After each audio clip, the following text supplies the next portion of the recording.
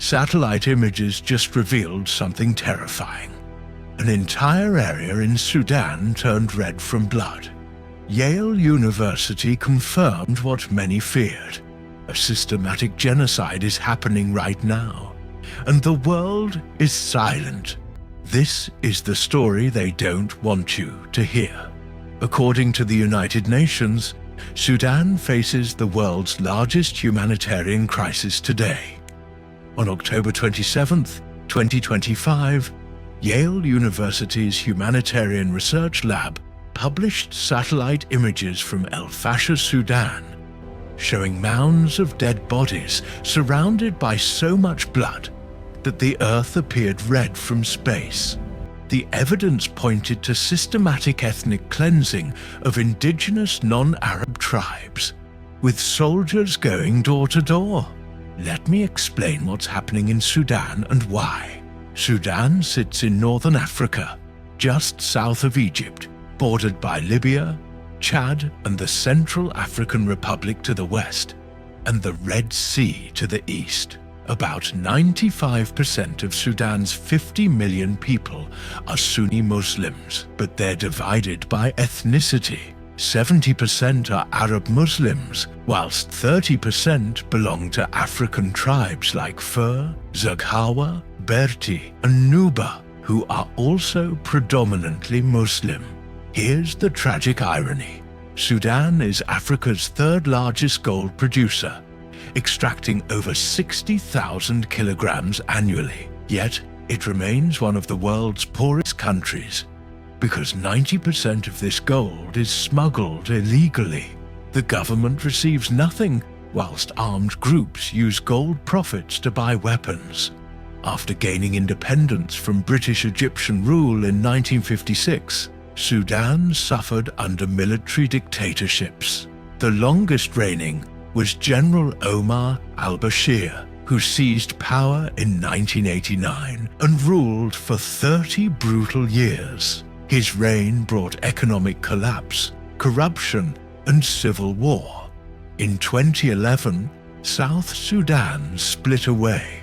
For 17 consecutive years, Sudan's GDP growth has been negative. In 2019, mass protests finally erupted against al-Bashir, but the revolution was hijacked by two military generals, Army General El-Fasher al-Burhan and paramilitary leader Mohammed Hamdan Dagalo, who commanded the Rapid Support Forces, or RSF.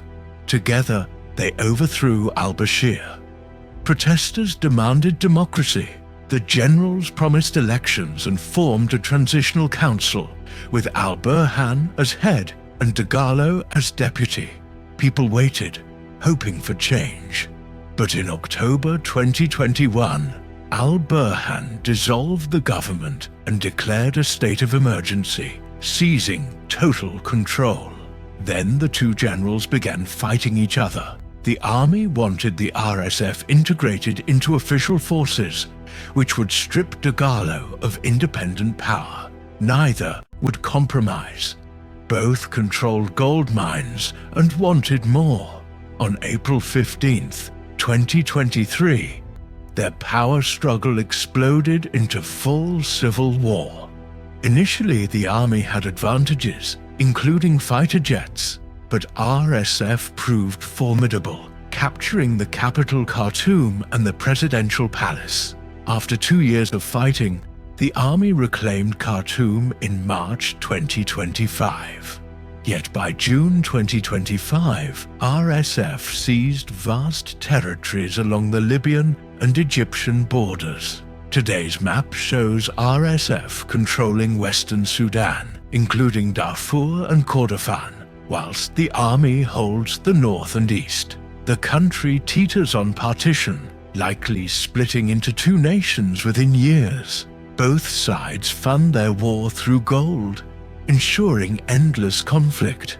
But ordinary Sudanese pay the real price. Over 150,000 people have died. More than 10 million are displaced. Schools and hospitals lie in ruins. By September 2025, 375,000 people In Darfur and Kordofan alone were starving to death. The World Food Programme warns Sudan faces the largest hunger crisis in recent history. Cholera, dengue, and malaria spread unchecked. Disease and starvation kill more than bullets. Even before the war, Sudan was desperately poor. Average annual income just $750. Now, it's arguably the world's poorest country. This war has revived horrific ethnic violence, especially in Darfur. In 2003, non-Arab tribes rebelled against al-Bashir's Arab-dominated government. He responded by creating the Janjaweed, Arabic for devils on horseback, an Arab militia that brutally attacked civilians. By 2008, they'd killed 300,000 people and displaced over 2 million, mostly from Fur, Masalit, and Zaghawa tribes. The West called it genocide. Al-Bashir became the first sitting head of state charged by the International Criminal Court for crimes against humanity.